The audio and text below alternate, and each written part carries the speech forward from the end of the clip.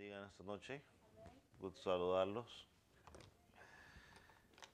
Quiero invitarle a que vamos a abrir un pasaje muy conocido para nosotros en Primera de Timoteo, capítulo 2, versículo 5, que vamos a usar como base para nuestro estudio. He venido hablando de cristología bíblica y ya hemos hablado un poco sobre la deidad de Cristo, donde probamos que era Dios, que era hombre. Hablamos de su humillación y nos enfocamos en su ministerio, ¿no? Y hablamos de quizás la última parte de su humillación, hablamos de su exaltación. Y hoy nos vamos a introducir en los oficios de Cristo. Vamos a tratar de hablar una introducción o su obra mediadora, si lo podemos llamar de esa manera. No sabía cuál de los dos ponerle, así que le puse los dos junticos ahí. Y vamos a leer, ¿dónde dije que vamos a leer? Primera de Timoteo, capítulo 2, versículo 5. Creo que es un pasaje muy conocido y que a veces lo usamos mucho cuando queremos compartir con aquellos que no conocen de Cristo, en especial aquellos que siguen la doctrina romana, lo usamos mucho. Pero dice la palabra de la siguiente manera, porque hay un solo Dios y un solo mediador entre Dios y los hombres, Jesucristo, hombre. Amén. Puede tomar asiento. Vamos a comenzar diciendo que camino a Damasco para arrestar y matar a los cristianos, el mismo Jesucristo detuvo al que hasta ese momento conocíamos como Saulo de Tarso. Lo detuvo, lo derribó en tierra. Dice su palabra que aunque quedó ciego físicamente, espiritualmente sus ojos fueron abiertos, su corazón o su entendimiento fue abierto. Y Dios o el Señor Jesucristo en su misericordia le permitió ver y entender la verdad, lo que él no entendía, para luego llamarlo a predicar la palabra gloriosa del Cristo crucificado. Cuando leemos a Lucas, allá en Hechos, capítulo 13, del versículo 14 al 41, no lo busque, no lo vamos a leer todo, vamos a tratar de un resumen. Lucas en esos versículos nos da el registro de uno de los sermones de este varón, donde presenta a Jesucristo como el rey prometido del linaje de David, al Hijo de Dios cuyo sandalias o calzado no somos dignos de desatar, haciendo referencia a lo que decía Juan el Bautista. Lo presenta como el Salvador que murió en la cruz, que resucitó de entre los muertos y que perdona pecados, que justifica a todos los que en él creen. Así que, como le hemos dicho hasta el cansancio, la obra de Cristo es el núcleo del Evangelio. Por eso es que el apóstol Pablo, en 1 Corintios capítulo 2, versículo 2, dijo, me propuse no saber entre vosotros cosa alguna, sino a Jesucristo y este crucificado. Entonces Dios Padre depositó en las manos de Cristo toda la obra de la redención, cosa que estamos hablando el domingo. Introducimos un poco de esa obra de la redención. Este domingo hablaremos un poco más, que era una de las palabras, dijimos, que deberíamos apreciar más dentro de la iglesia o reconocerla más. También nos dice Isaías 9:6 que el reino de Dios descansa en los hombros de Jesucristo. Y una de las cosas que han hecho los teólogos después de la Reforma para acá, al hablar de las diferentes facetas o sí, diferentes facetas de Cristo, lo reconocen de la siguiente manera. Hay un solo mediador que realiza su obra encarnada en estos dos estados según un triple oficio. Una vez más, hay un solo mediador que realiza su obra encarnada en dos estados según un triple oficio. ¿Cuáles son los dos estados? ¿Alguien recuerda cuáles son los dos estados? No. ¿Cuáles son sus dos estados? ¿Alguien se acuerda? ¿Cómo? Ok, los dos estados, el estado de su humillación. ¿Y cuál es la otra? Exaltación.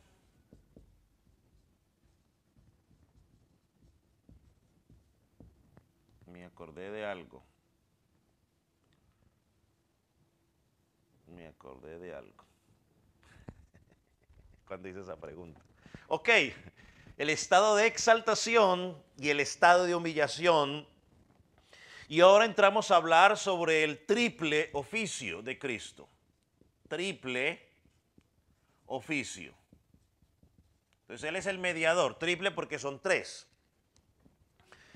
Mire lo que dice el Catecismo Mayor de Westminster. Y para que no se asuste cuando digo catecismo, porque yo creo que posiblemente usted lo relaciona con Roma, el catecismo o confesiones, hermano, son simplemente unos resúmenes teológicos breves del credo cristiano, o sea, de qué es lo que creemos. Cuando hablamos de confesiones, no es que eso no reemplaza la Biblia, las confesiones o el catecismo simplemente son resúmenes de lo que creemos que la Biblia enseña en referencia a ciertos temas. Esos son las confesiones o los catecismos.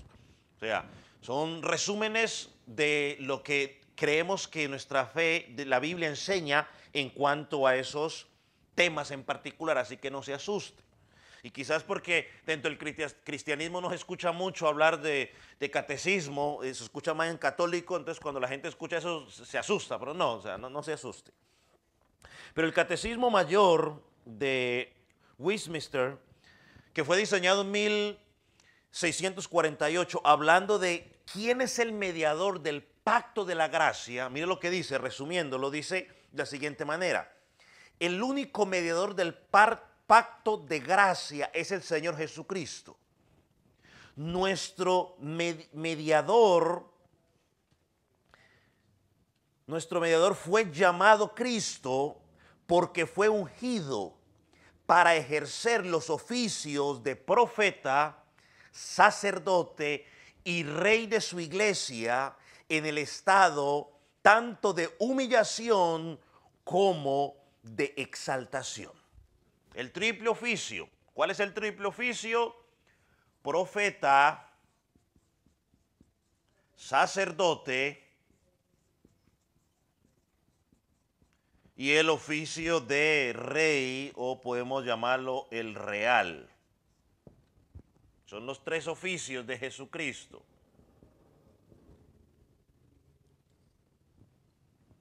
Y los vivió tanto en sus dos estados, ¿no? Los desempeñó en sus dos estados, en su humillación y en su exaltación.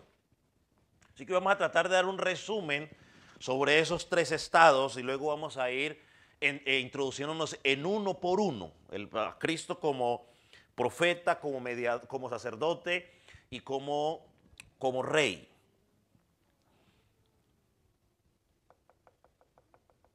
Esa triple función, Cristo como nuestro único mediador en esa triple función, tenía como propósito reconciliar a Dios y al hombre, ponerles una relación correcta porque esa relación estaba haciendo ¿qué? O había sido, se había roto, ¿no? A consecuencia de ¿qué? Del pecado. Entonces Cristo es nuestro único mediador. Y eso lo leímos ya en 1 Corintios 2.5, 1 Timoteo 2.5, perdón. que dice, porque hay un solo Dios y un solo mediador entre Dios y los hombres, Jesucristo hecho hombre. Entonces el mediador es la persona que restablece una relación entre dos personas que había sido, ¿qué? Rota. La necesidad de un mediador nos indica de que hubo una relación que estaba funcionando y que luego esa relación, ¿qué? Se rompió. Y ya sabemos que esa relación entre Dios y el hombre se rompió a causa de ¿qué? Del pecado. A causa de que el pecado entró, entonces el hombre ahora está bajo la ira de Dios.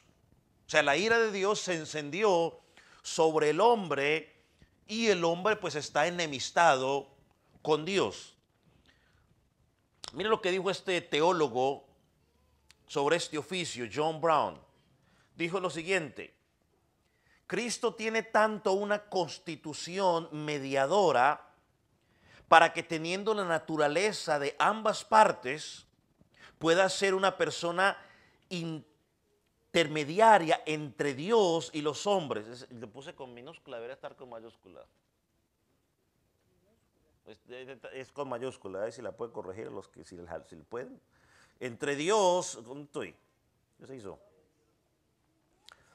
Entre Dios y los hombres como un oficio mediador que le autoriza y le califica para gestionar por nosotros hacia Dios todo lo necesario para compensar esa brecha.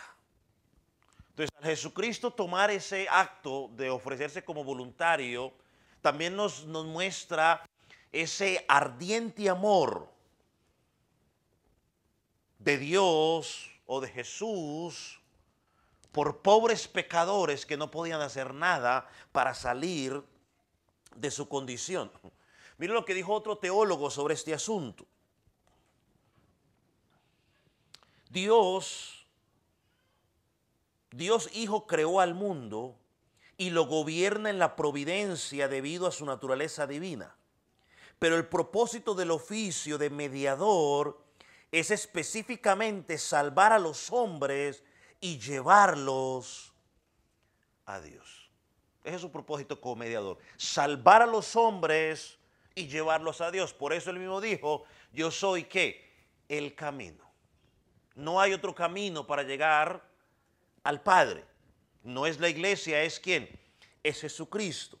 Por eso es que 1 de Timoteo 2, 5, que acabamos de leer, nos dice ahí, un solo Dios y un solo ¿qué? Mediador.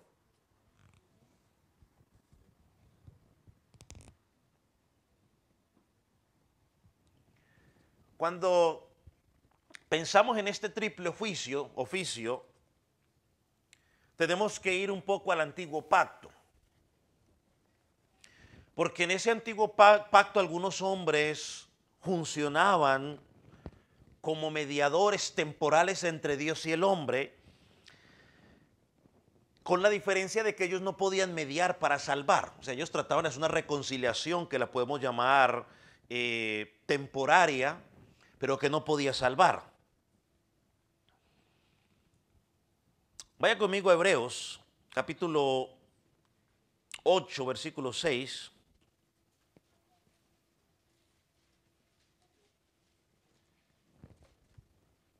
Donde encontramos que Jesucristo es el mediador de ese nuevo pacto. Hebreos capítulo 8, versículo 6.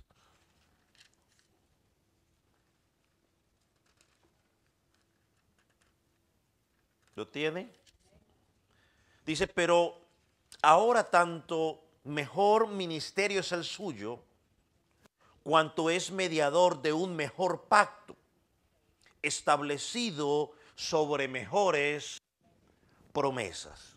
Y vaya al capítulo 12, versículo 24.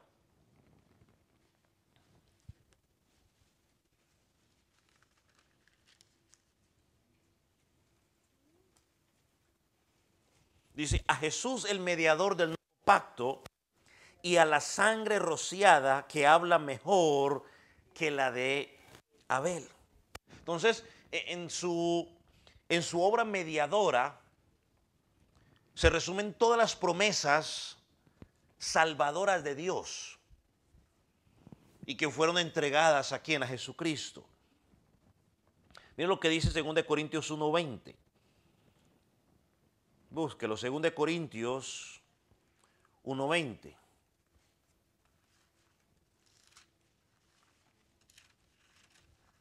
¿Lo tiene?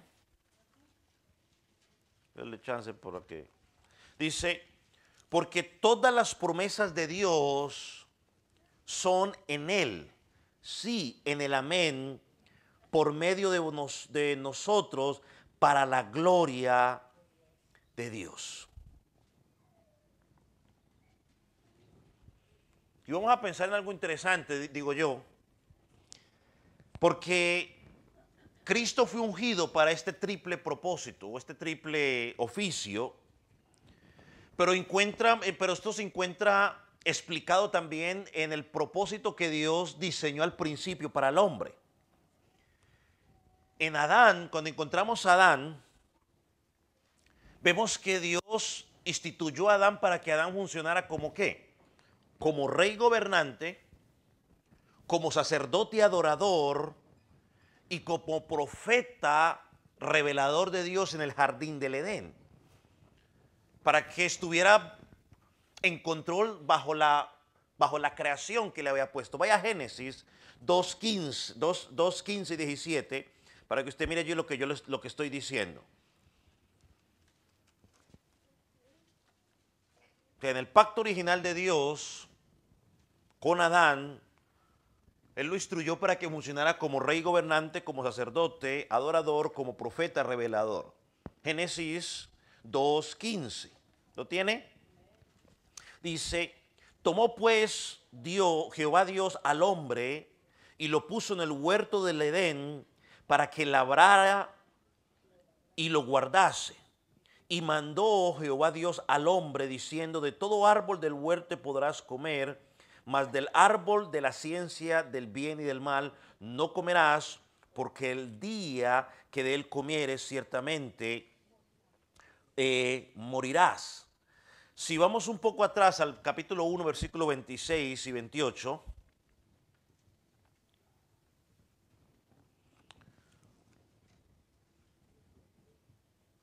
miremos lo que dice. Dice, entonces dijo Dios, hagamos al hombre a nuestra imagen, conforme a nuestra semejanza, y señoree en los peces del mar, en las aves de los cielos, en las bestias, y sobre toda la tierra, y todo animal que se arrastre sobre la tierra. Y creó Dios al hombre a su imagen, a imagen de Dios los creó, varón y hembra los creó, y los bendijo Dios, y les dijo, fructificaos, multiplicaos, llenad la tierra, o sea, sojuzgadla, y señoread en los peces del mar, en las aves de los cielos, y en todas las bestias que se mueven sobre la tierra. O sea, el hombre, Dios lo creó y lo capacitó para que ejerciera como profeta, como sacerdote y como rey en la creación baja, para que gobernáramos, y a veces hoy pues estamos haciendo todo lo contrario. Dios lo capacitó con el conocimiento, con el entendimiento, con justicia, con santidad, para que lo hiciera. Y todo iba marchando bien hasta que el pecado entró. El pecado entró, rompió ese pacto, afectó la imagen de Dios que había sido puesta en nosotros y provocó que el hombre cayera, digamos, de ese cargo que Dios había puesto. Y el pecado se manifestó, como lo hemos dicho en varias ocasiones, se manifiesta ahora, hasta ahora, ¿no? En ignorancia, en error, en mentira, en injusticia, en culpa, en corrupción moral, en miseria, en muerte y en destrucción. Así que de ahí que era necesario que Jesucristo viniera como mediador, viniera como profeta, viniera como sacerdote y viniera como rey. Como profeta vino para presentar a Dios ante los hombres. Como sacerdote vino para presentar a los hombres delante de Dios. Y como rey para ejercer dominio y restaurar el dominio original del hombre. Y mire algo interesante, pensando en el antiguo pacto, el pueblo de Israel estuvo más o menos 430 años de cautivos en Egipto. Cuando Dios los sacó de Egipto, les empezó a dar leyes y normas. Le dio leyes civiles para que ellos actuaran como nación. Les dio las leyes morales que conocemos como los 10 mandamientos, por las cuales se rigen todos los hombres de la tierra. Y le dio las leyes ceremoniales. Las leyes ceremoniales tenían que ver con la relación ¿con quién? Del hombre con Dios. Y vemos algo interesante, Dios no los liberó de Egipto y los dejó a la suerte, como quien dice, miren cómo se las arreglan, sino que Dios los liberó y les dejó ciertos oficios que los hombres tenían que desempeñar para guiarlos, para dirigirlos y para alentarlos. Y esos oficios que los hombres desempeñaron en el antiguo pacto eran una sombra de lo que Jesucristo iba a hacer por quién. Por su pueblo. Por ejemplo, pensemos en el oficio sacerdotal. De la misma manera, cuando usted mira el arca, Dios dio instrucciones precisas de cómo tenía que hacerse el arca. Cuando usted ve el arca también, no, la otra, ¿cómo se llamaba la otra? El de Noé. Sí, el arca de Noé, sí, esa misma. Dio instrucciones precisas. Cuando vemos el tabernáculo, esa es la que estabas pensando, gracias. Dios dio órdenes específicas. Había que hacerlo de una forma específica, no como ellos querían. Cuando pensamos en los oficios, Dios también dio instrucciones concretas de quiénes debían ejercer ese oficio, cómo deberían ejercer ese oficio, porque era un tipo de lo que Cristo iba a hacer. El oficio sacerdotal, no cualquiera podía ser sacerdote, no cualquiera podía decir, yo quiero ser rey, no cualquiera podía decir, yo quiero ser profeta. Vaya a Éxodo capítulo 28, para que pensemos en el oficio sacerdotal. Éxodo capítulo 28.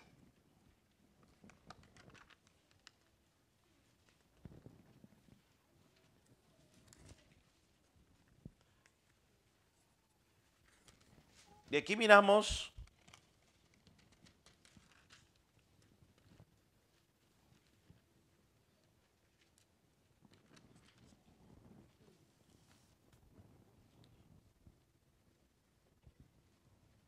dice, y harás llegar delante de ti a Aarón tu hermano, a sus hijos consigo, de entre los hijos de Israel, para que sean mis sacerdotes. Aarón y Anadad, Abiú, Eleazar e Itamar, hijos de Aarón, y harás vestiduras sagradas a Aarón tu hermano para honra y para su hermosura. Ahí empezamos a ver de que no cualquiera podía ser sacerdote y no cualquiera podía relacionarse con Dios. ¿Por qué? Porque Dios era un Dios que es santo y nosotros estamos afectados por el pecado. Entonces Dios proporcionó el oficio sacerdotal en el antiguo pacto. Ahorita estamos pensando en el antiguo pacto, porque el hombre no podía presentarse por sí mismo delante de Dios. El hombre necesitaba un mediador. Y en el antiguo pacto ese mediador, pues en este caso era Aarón y su descendencia. Yo a veces digo, yo un día hablando con alguien le dije, no, lo que pasa es que en cierto lugar todavía están aferrados al antiguo pacto. Creen que Jesucristo no ha regresado todavía y creen que necesitan un mediador para acercarse a Dios. No, hoy en el nuevo pacto nuestro mediador es ¿quién? Cristo, no es el hombre. Ahora, estos sacerdotes tenían algunas funciones. Déjenme mencionar algunas de las funciones que ellos tenían. Vamos a mencionar al menos 5 funciones. Los sacerdotes debían quemar incienso, ofrecer sacrificios y bendecir al pueblo. Esa era una de sus funciones. Segunda función, ellos intercedían por los pecados propios y los pecados ¿de quién? Del pueblo. Miren lo que dice Hebreos 9, 7 y 8. Pero en la segunda parte, el sumo sacerdote, una vez al año, no sin sangre, la cual ofrece por sí mismo y por los pecados de ignorancia del pueblo, dando el Espíritu Santo a entender con esto que aún no se había manifestado el camino al lugar santísimo, entre tanto que la primera parte del tabernáculo estuviese en pie. Entonces ellos intercedían por sus propios pecados y por los pecados del pueblo. Un tercer función era dar testimonio de la santidad de Dios. Dar testimonio de la santidad de Dios. Números 18, versículo 1. Dice, Jehová dijo a Aarón, tú y tus hijos y la casa de tu padre contigo llevaréis el pecado del santuario, y tú y tus hijos contigo llevaréis el pecado de vuestro sacerdocio. Hablaba de la importancia de la santidad de Dios, y era su función presentar esa santidad delante del pueblo. Una tercera función que ellos tenían, una cuarta función, era demostrar reverencia profunda por las cosas sagradas de Dios. Reverencia por las cosas sagradas de Dios. ¿Sabe? Y cuando yo pensaba en esto, bueno, déjeme leerle, miren lo que dice Levíticos 10:1. Levíticos 10:1. Nadab y Abiú, que eran los hijos de Aarón, dice, tomaron cada uno su incienso y pusieron en ellos fuego, sobre el cual pusieron incienso y ofrecieron delante de Jehová fuego extraño que él nunca había mandado. ¿Alguien sabe qué pasó con esos dos muchachos? Porque hicieron algo que Dios no había pedido. De hecho, hay un libro de John MacArthur que se llama Fuego Extraño. Y él habla de que hoy dentro de las congregaciones estamos ofreciendo un fuego extraño, o sea, ofreciéndole a Dios algo que Dios no ha pedido. Y por ejemplo, una de las cosas que nosotros aprendimos en la congregación, cuando nosotros empezamos a meternos en la música, que pues no hay nada de especial en el piano o en la guitarra o en los instrumentos, pero que una vez que hemos decidido tomar ese instrumento para servir a Dios, para cantar a Dios, que se use única y exclusivamente para eso. Ah, pastor, es que tengo una fiesta por ahí, me invitaron y voy a tocar una de Chente Fernández, ¿me presta la guitarra? No. No hay nada de especial en la guitarra, pero esa guitarra fue comprada y usada única y exclusivamente para cantar lo que vamos a cantar, para adorar a Él. Aunque sea una simple guitarra, y es solo para eso. No es que ahorita voy a practicar, a ver, voy a practicar estas notas y voy a practicar con, no sé, con una de Chente Fernández, ya que empezó por Chente Fernández. No, hay muchos cánticos cristianos por los cuales usted puede practicar el círculo ese de do, re, de do o de re o el que usted quiera. O lo mismo, este lugar no tiene nada de especial. Es un edificio común y corriente. Pero lo hemos designado para que en ese edificio se reúna, ¿qué? El pueblo de Dios. Y no podemos estar ofreciendo cosa extraña, porque nuestro Dios, aunque estamos en la gracia, Él sigue siendo santo.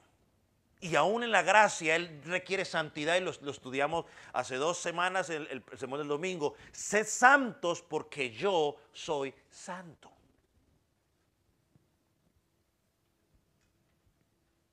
Entonces ellos tenían que mostrar eran los encargados de mostrarle al pueblo reverencia. Y lo hemos dicho muchas veces, hermanos. Perdóneme que ya aprovechando ya que estamos en línea, démosle. Porque a veces hoy no hay reverencia en el templo. O sea, la iglesia está orando, o se está orando y la gente está caminando, la gente está saliendo. Los niños gritando, todo el mundo corriendo. Y es que ustedes saben, mire, muchos de ustedes saben, yo no crecí en eso, pero lo he escuchado y lo vi. La gente aún, si llevaban los sombreros puestos, aún pasando por la puerta, ni siquiera entraban, sino al pasar por la puerta, ¿qué hacían? Se quitaban el sombrero. Por respeto, por reverencia, por lo que sea. Oh, no, pero en la iglesia cristiana, no, ¿qué cuenta de que sacas? Entramos con gorra y alguien diga algo porque entonces empiezan los problemas. No, ya me voy, no vuelvo, que no hay qué. Vamos a orar, van a orar, ok, ya, me voy para el baño. Eso es irreverencia. Ahora, es que está demasiado enfermo, yo es otra historia. Pero eso es irreverencia. ¿Cómo que? O sea, vamos a orar. ¿Qué es la oración? O sea, nos vamos a poner a hablar con Dios. No, yo me voy para el baño.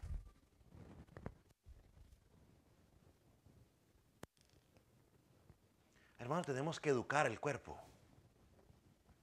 Tenemos que educar el cuerpo. Perdóneme, pero discúlpeme. Pero mi hijo o mis hijos, ellos no van al baño cada vez que se les da la gana en la escuela. No, maestra, ya, voy para el baño, maestra. ¿Usted cree que les permiten hacer eso? No, ellos creo yo que tienen un tiempo indicado para ello. Y a esa hora tienen que ir. Pero ellos no van o Nico, usted cada clase sale al baño, cada hora. Cambian de clase, ahorita voy para el baño. Yo no creo que le permitan hacer eso. Y aguantan 50 minutos. Y a veces más. ¿Por qué no aguantan al pastor un rato? Les da la entrada al baño. O sea, yo a veces veo que es que mejor sigamos aquí. Pero es que a veces alguien tiene que decirlo, pues tiene que se dice. Pero ¿cómo es posible que van llegando de la casa, se sientan 2 minutos y ¿cree qué pasa? Guess what? Para el baño. Uno se pregunta, ¿pero por qué? O sea, ¿por qué? ¿Pero por qué? Si yo vengo de la casa, ¿por qué no le digo al muchachito, vaya al baño y exprima esa vejiga?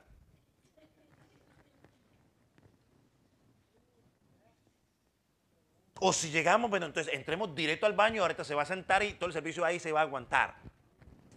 Hermano, eso se llama educar el cuerpo. Y es reverencia.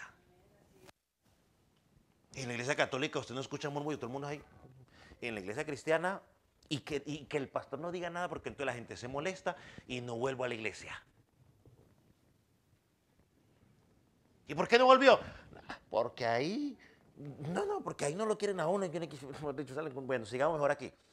Quinto lugar, ya que aproveché que hablamos de la reverencia, pues digámoslo ahí. Eso es juego extraño. Y no se enoje conmigo, se lo digo con el amor del Señor. Se lo digo con el amor del Señor. Es más, en la corte uno no hace ese desorden. Aquí en Dothan, en la corte, ya hay un lugar, yo no he vuelto a ir. Por las últimas veces que iba, ni el teléfono le dejaban entrar. ¿Y usted cree que la gente decía, pues ya no vuelvo? ¿Usted cree que sí? No, se iban calladitos, dejaban el carro y regresaban. Yo fui a Universal Studio ahorita el verano pasado. Y entonces allá en unos juegos ya no dejaban, de cierto lugar no dejaban pasar el teléfono. No podíamos pasar con teléfono. ¿Y usted cree que la gente dijo, pues entonces ya no nos subimos al juego? No. 45 minutos nos tocó hacer la línea sin teléfono. Y nadie tenía teléfono. Y la línea era así. No, pero en la iglesia, pastor, no, en la iglesia, no nos toque eso, pastor. Quinto lugar. La función de ellos era hacer las liturgias al pie de la letra, tal y cual como Dios lo había establecido. Esa era la función. Ellos no podían inventar, no es que vamos a ver, es que los egipcios están haciendo tal cosa, pues hagámosle a ver qué tal funciona. No, no, no, no, no. Era como Dios había establecido. Había una orden y tenían que cumplirse. Y el que no cumpliera esa orden, chao, chao. ¿Se acuerdan los que pasó que se fue a caer el arca y ellos se pusieron ¿cómo es que dice la palabra? ¿De qué? No, de ayudantes no, la otra palabra, bueno, rescatistas, acomedidos, esa es la que estaba buscando. Se pusieron de acomedidos y le metieron mano. ¿Por qué? Porque esa no era la orden. No la podían agarrar. Entonces, esa es la función de ellos. Entonces, la función del sacerdote en el antiguo pacto, en el Antiguo Testamento, está simbolizada en los rituales, ¿no? De purificación, de dedicación. Usted puede encontrar eso ahí en Números capítulo 8, del 5 al 26.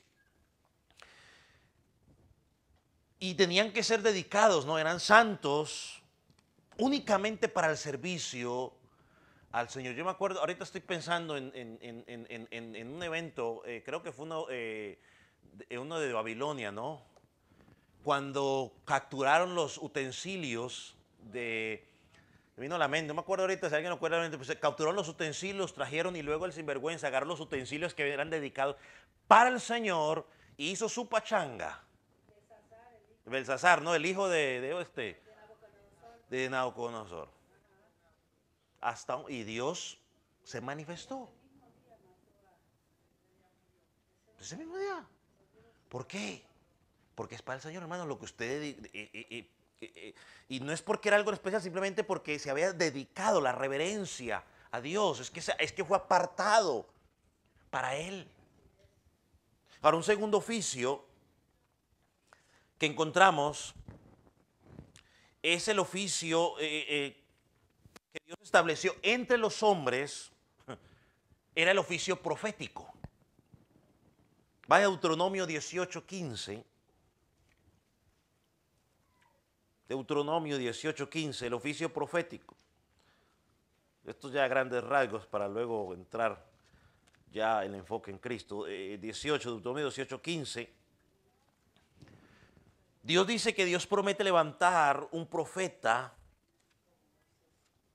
como Moisés y que Moisés había sido instituido como profeta de Dios. Mira lo que dice el versículo que dije, 15. Profeta de en medio de ti y de tus hermanos, como yo, te levantará Jehová tu Dios, a él oiréis. ¿Cuál era la función del profeta?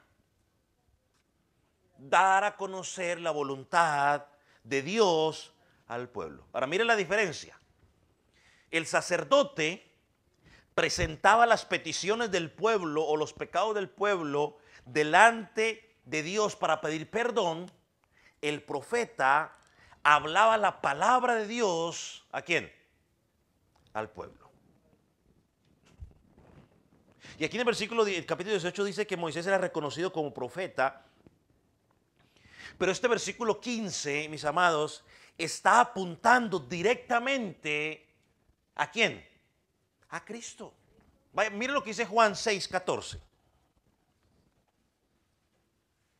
Juan 6:14.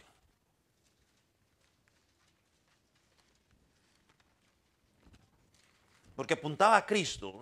Estos oficios que los hombres estaban haciendo temporalmente apuntaban a lo que Jesucristo iba a hacer. Y eso es lo que estudiaremos. Mira lo que dice el 6:14. ¿O está? Aquellos hombres entonces, viendo la señal que Jesús había hecho, dijeron, este verdaderamente es el profeta que había de venir al mundo. Ellos estaban recordando, va a haber un profeta, este es el profeta.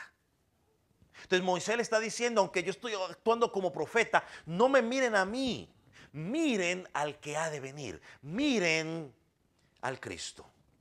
Y Pedro, recuerda esto en el sermón, en uno de sus sermones después allá en el Pentecostés. Vaya a Hechos capítulo 3, versículos 22 y 24. capítulo 3, versículos 22 y 24.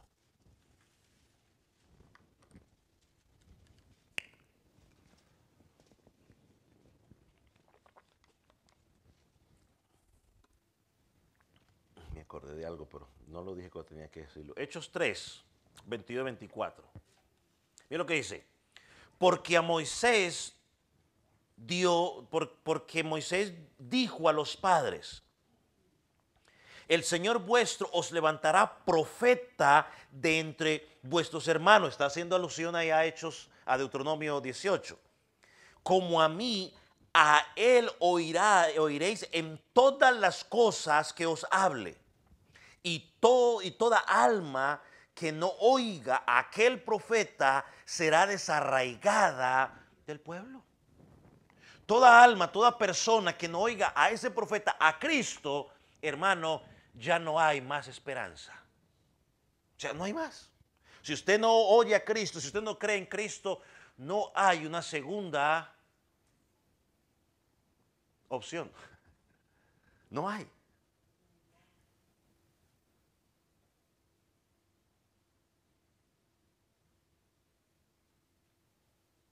Entonces el profeta es el representante de Dios ante los hombres.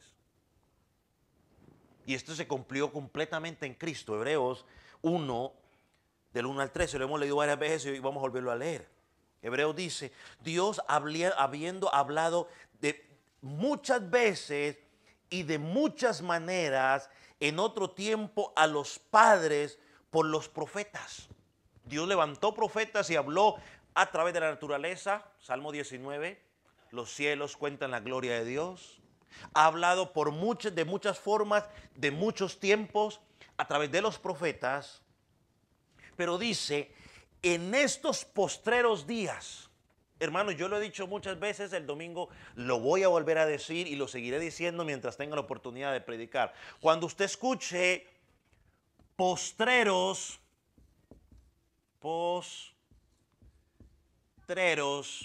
días, hermano, no está hablando, porque mucha gente piensa, no está hablando a 2 años antes de que Jesucristo venga. No, postreros días es desde su primera venida hasta dónde, hasta su segunda venida. Ahora estamos en esos postreros días. Dice, en estos postreros días nos habla por el Hijo. ¿Quién es el Hijo? Cristo. Y luego empieza a describir a ese Hijo, a quien constituyó heredero de qué? De todo. Por quien asimismo hizo qué? El universo, todo. El cual es el resplandor de su gloria, de la gloria del Padre, la imagen misma de su sustancia. Para que no me vengan a decir los de esta doctrina, creo que los testigos que dicen que fue creado, no, en quien sustenta todas las cosas por el poder de su palabra. Y glorioso dice, habiendo efectuado la purificación de nuestros pecados. Ese es el trabajo sacerdotal de Cristo, por medio de sí mismo. Y hoy dice, está sentado a la majestad de las alturas. Su exaltación.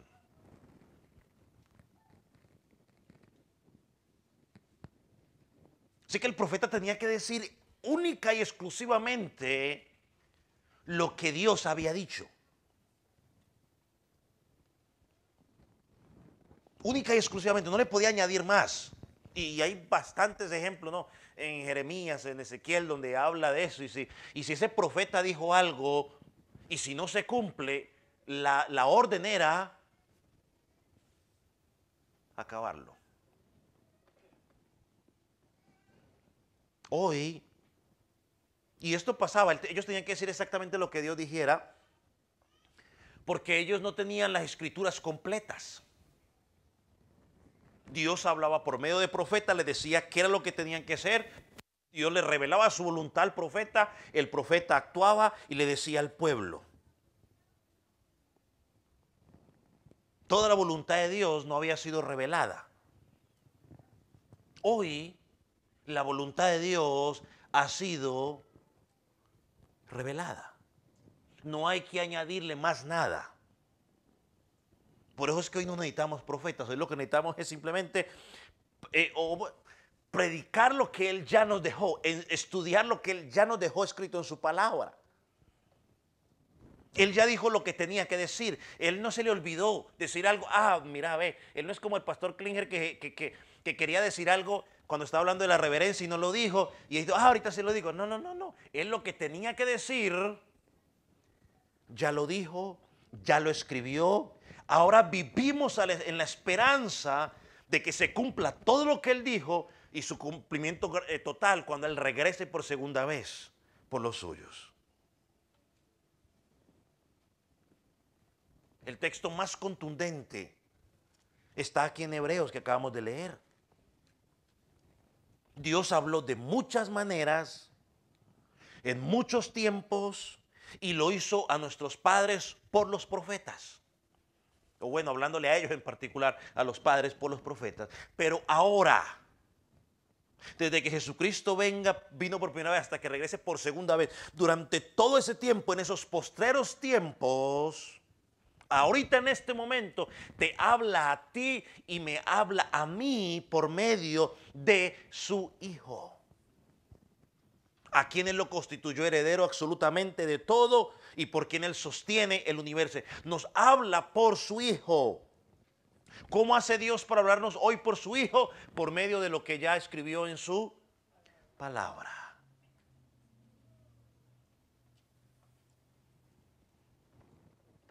No le busque más.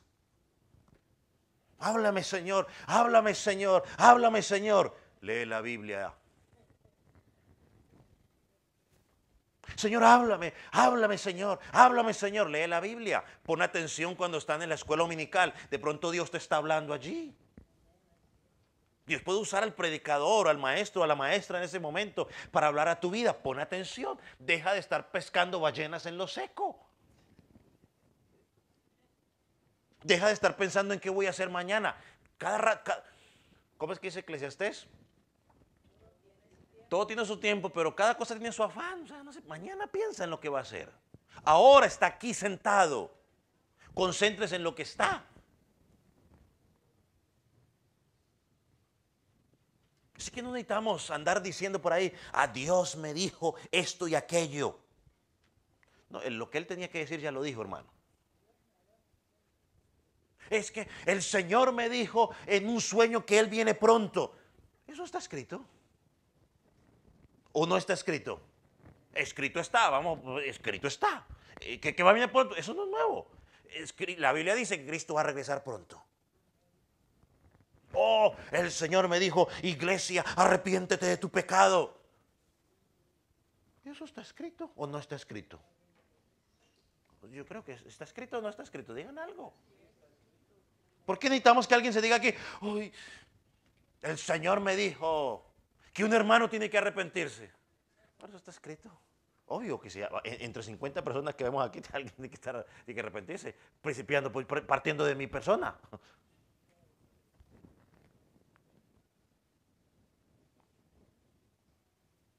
Oh, está embarazada la hermana. Oh, el Señor me dijo, ponle este nombre a tu hijo.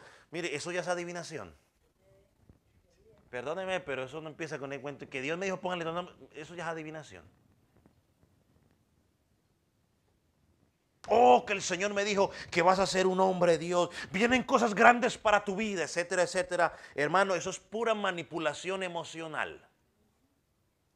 Eso no es Dios diciéndote, vienen cosas grandes para tu vida. Y el día siguiente le da COVID. O a las 2 semanas le da COVID. O se estrella en el carro, o le bajan el trabajo, lo que sea. Hermano, pura manipulación. A los pastores típicos les dicen, oh pastor, yo sé que han hablado mal de ti, pero yo he estado a tu lado. Tu iglesia crecerá, pastor. Se abrirán las puertas. Eso es manipulación, toda la que usted quiera. Toda la que usted quiera. Pregunto yo, ¿de qué pastor no hablarán? Hasta si hablaron de Cristo, hablaron del pastor de pastores, hasta hoy siguen hablando los sinvergüenzas diciendo cosas de Jesucristo. ¿Qué no van a hablar de este simple mortal? Mi papá tiene una frase que siempre dice que el pastor es la alfombra roja donde todo el mundo desfila. Eso dicen porque sí, porque no. Si es calvo, que porque es calvo. Si es peludo, porque es peludo. Si tiene barba, porque, o sea, porque sí, porque no. Entonces llega otro a decirle, oh, pastor, han hablado mal de ti. Ay, sí. Y entonces empieza el quebrantamiento. Oh, pero yo he estado a tu lado, sosteniéndote. Y entonces luego le empiezan a levantar el ego. Y ahora vienen cosas grandes para, mejor dicho, esas las he escuchado yo en más de una ocasión. Yo a veces, bueno, mejor no me digo a lo que atrevo a decir. Hermano, simplemente eso es pura manipulación emocional porque Dios no ha dicho nada.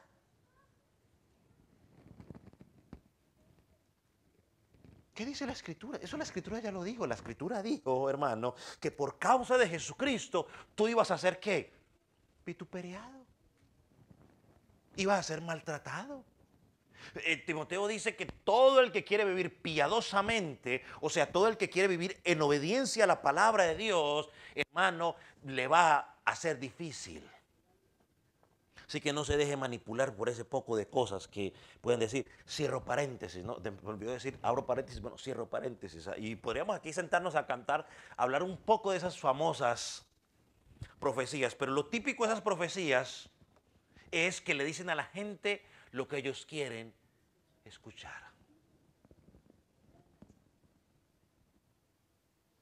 Entonces, cuando vamos a los jueces, por ejemplo, vemos que los profetas tenían la responsabilidad de hablar la palabra de Dios al pueblo. No es lo que ellos querían, es la palabra de Dios. Lo iba a leer, pero como que, bueno, leámoslo porque los hermanos ya hicieron el trabajo. ¿Ya lo hicieron? Para leerlo, si no, no lo leo. ¿Sí lo alcanzaban a hacer? ¿Sí? ¿Jueces 6? Sí, ok, leámoslo entonces. Pues. Miren lo que dice Jueces 6. Y los hijos de Israel hicieron lo malo ante los ojos de Jehová. Jehová los entregó en manos de Madián por 7 años. Y la mano de Madián prevaleció contra Israel. Y los hijos de Israel, por causa de los madianitas, se hicieron cuevas en los montes, cavernas y lugares fortificados. Pues sucedía que cuando Israel había sembrado, subían los madianitas y los amalecitas y los hijos del oriente contra ellos. Subían y los atacaban. Versículo 4. Y acampando contra ellos destruían los frutos de la tierra hasta llegar a Gaza y no dejaban que comer en Israel ni ovejas, ni bueyes, ni asnos.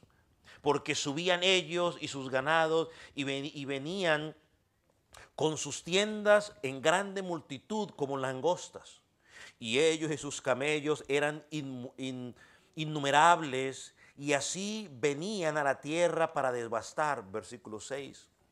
De este modo empobreció Israel en gran manera por causa de Madián y los hijos de Israel clamaron a Jehová. Paréntesis. ¿Por qué les pasaba todo eso? O no paréntesis, no, ¿por qué les pasaba todo eso? Versículo 1. Por desobedientes. Entonces los enemigos venían y les hacían fiesta. Versículo 7. Cuando los hijos de Israel clamaron a Jehová a causa de los madianitas, Jehová envió a los hijos de Israel un varón profeta, el cual les dijo, así ha dicho Jehová, Dios de Israel, vendrán cosas mejores, yo voy a prosperarlos, vendrá victoria. Dice, os libré de mano de los egipcios, de mano de todos los que os afligieron, a los cuales eché de delante de vosotros y os di su tierra. Y os dije, yo soy Jehová vuestro Dios, no temáis a los dioses de los amorreos en cuya tierra habitáis, pero no habéis obedecido mi voz. El profeta, una de las características de los profetas, ellos no prometían bendiciones y para acá, ellos predicaban ¿qué? Arrepentimiento. Obedece. Hermano, y esto que leímos es la radiografía. Usted puede leer el libro de Jueces y esa es la radiografía del pueblo de Israel. Dios enviaba al profeta, el profeta les predicaba, se componían por unos días y apenas se les olvidaba, otra vez. Y el enemigo venía otra vez y hacía fiesta con ellos. Y volvía y juega, vuelve y juega. Entonces, hermano, una de las cosas que podemos aplicar es la importancia de presentar la palabra de Dios no únicamente por llenarnos de teología.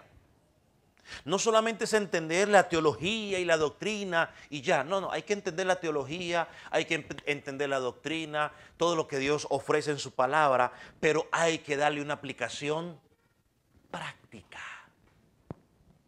Hay que darle una aplicación práctica a nuestras vidas. Estamos en este mundo como peregrinos, sí, pero no pertenecemos a él. Y tenemos que dar una aplicación práctica de esa doctrina a nuestra vida. Entonces, los profetas eran la boca de Dios para dar a conocer la voluntad de Dios, para corregir, para amonestar, para disciplinar y para exhortar al pueblo. Y hay algo más, que creo que es bueno decirlo. Los profetas, los sacerdotes y aún los reyes no se autollamaban, no se autoescogían. Dios los llamaba, Dios los escogía. ¿Quién llamó o quién escogió a Samuel? ¿Elí o Dios? ¿Quién escogió a David como rey? Lo ungió como rey. David, Samuel o Dios. Si hubiera sido por Samuel, no lo escoge. Y los profetas Dios los llamaba. Fue Dios el que envió a a Elías a buscar a Eliseo. ¿Fue Dios o fue Elías que dijo, lo voy a buscar yo? No, Dios lo envió. Y así podríamos seguir sucesivamente. Un tercer oficio es el oficio real. ¿Qué hacía el rey? Bueno, aunque era un pueblo teocrático dirigido por Dios, llegó un momento en que ellos querían su rey, bueno, entonces Dios les dio su rey. Pero ¿qué hacía el rey? El rey se supone que tenía que mantener el orden, tenía que aplicar las leyes, tenía que cuidar al pueblo y defender al pueblo. Y eso lo vemos. Dios lo hacía, pero ellos querían un hombre, pues entonces Dios les puso ese rey.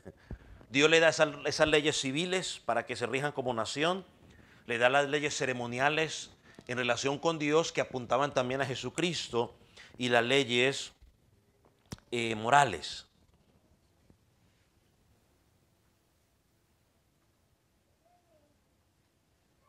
Entonces estos hombres ejercían estos oficios de sacerdote, de profeta y de rey de una forma incompleta, pero estaban apuntando a lo que Cristo lo iba a hacer de una forma ¿qué? Completa. Entonces cuando nos acercamos a Cristo como el ungido que es,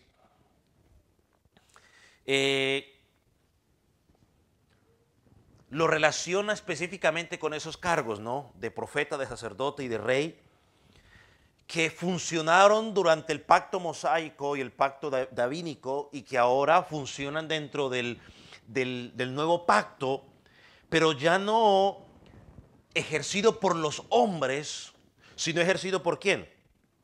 Por Cristo. Él es el que ejerce ahora como el sacerdote perfecto. Él. Los sacerdotes antes tenían que hacer cada año sus sacrificios. La Biblia dice en Hebreos que Jesucristo, Hebreos 10, hizo un solo sacrificio por tus pecados y mis pecados. Entonces, Él ahora es el sacerdote perfecto. Cristo ahora es el profeta perfecto. Y Cristo es el rey perfecto. Todo el trabajo que los hombres hacían, todo el trabajo que Dios le desempeñó primero a Adán, era una sombra de lo que Jesucristo iba a hacer en sus oficios de mediador. La Biblia dice que Cristo es nuestro postrero Adán, ¿cierto? 1 Corintios 15:5. Él es nuestro postrero Adán. La maldición que recibimos por el primer Adán, ahora en el postrero Adán, el último Adán que es Cristo, recibimos la bendición. Entonces, hermanos, tenemos que conocer a Cristo como nuestro mediador. Y eso, conocer a Cristo como nuestro mediador, no como nuestro profeta, sacerdote, como nuestro rey, ¿sabe qué hace? Impulsa a la iglesia a orar y a clamar para que el evangelio siga siendo esparcido por todo lado. ¿Por qué? Porque no hay otro camino aparte de Cristo. No hay otro camino aparte de Cristo. No hay otro camino. La gente necesita salvarse, pero solamente encuentran salvación en Cristo. La gente necesita reconciliarse, un mediador, y el único mediador es el sacerdote Cristo. El profeta Cristo, que hoy habla a través de tu voz y mi voz, y el que está reinando ahora y que reinará eternamente y para siempre. Cristo, solo Cristo. Amén. ¿Pregunta o algún comentario?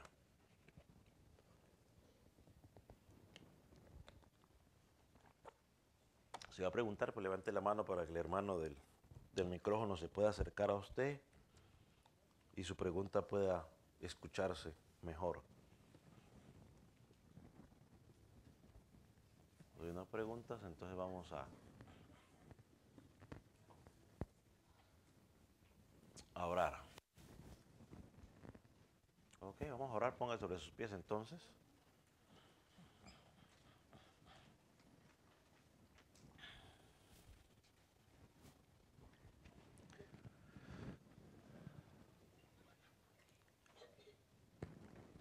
Señor, más que nunca te damos gracias por enviar a tu Hijo como nuestro único mediador. Gracias porque